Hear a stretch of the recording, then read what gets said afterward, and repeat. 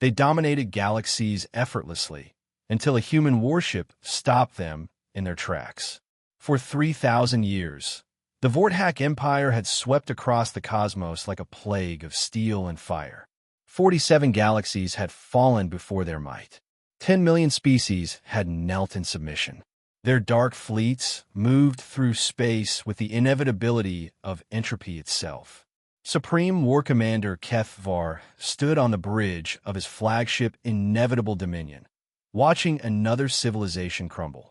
The crystalline beings of Altair had actually managed to damage 3 of his ships before their quantum shields collapsed. Impressive, but ultimately futile.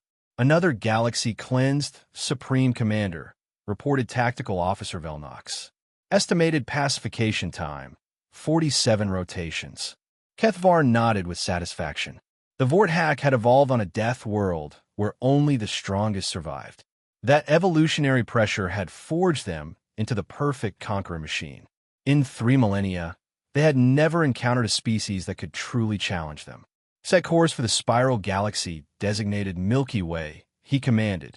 Standard Conquest Protocol. The conquest began with mechanical precision. Minor civilizations fell in hours. The Galactic Council, representing 300 species, actually put up a fight, forcing the Vortak to commit 40% of their fleet. But even they eventually knelt after their capital world was bombarded into submission.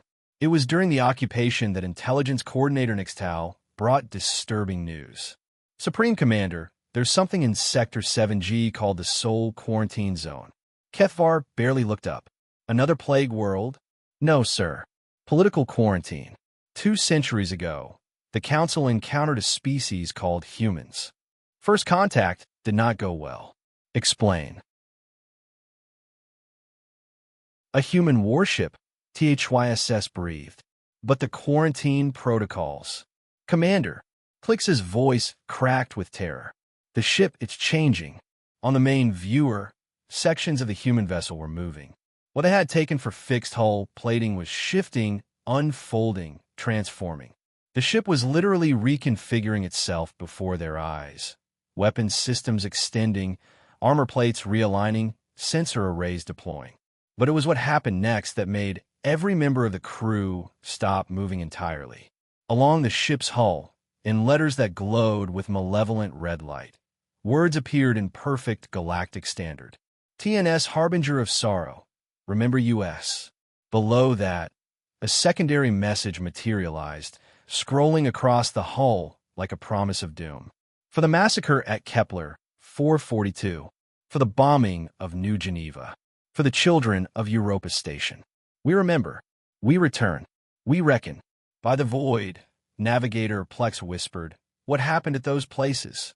Before anyone could respond, their communications array erupted with an incoming transmission. The image that appeared on their screen was of a human, the first any of them had ever seen. The being wore a black uniform adorned with symbols that seemed to writhe in the light. Its eyes were the color of winter death, and when it smiled, the expression held no warmth whatsoever. Greetings, the human said, its voice carrying harmonics that made their translator struggle. I am Captain Elizabeth Voss of the Terran Navy ship Harbinger of Sorrow. We are conducting archaeological excavations in this sector. THYSS tried to speak, but her voice wouldn't come. The human's presence through the screen seemed to fill the bridge with an oppressive weight that made breathing difficult.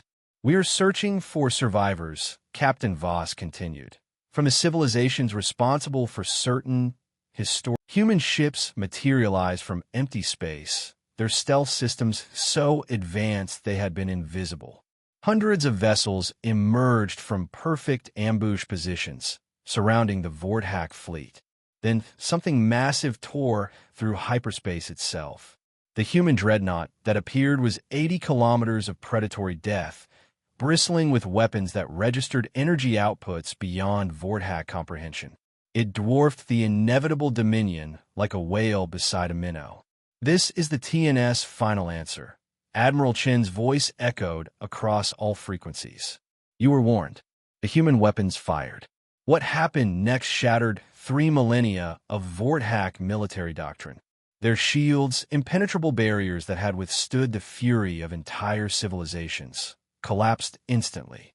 Their armor, forged from materials that could survive stellar cores, vaporized under weapons that seemed to rewrite physics itself. In 17 minutes, the Seventh Fleet ceased to exist. Kethvar's final transmission before his flagship died was a single word: impossible. The human response was broadcast across the galaxy. The age of Vorthak dominion is over. We are no longer contained. For the first time in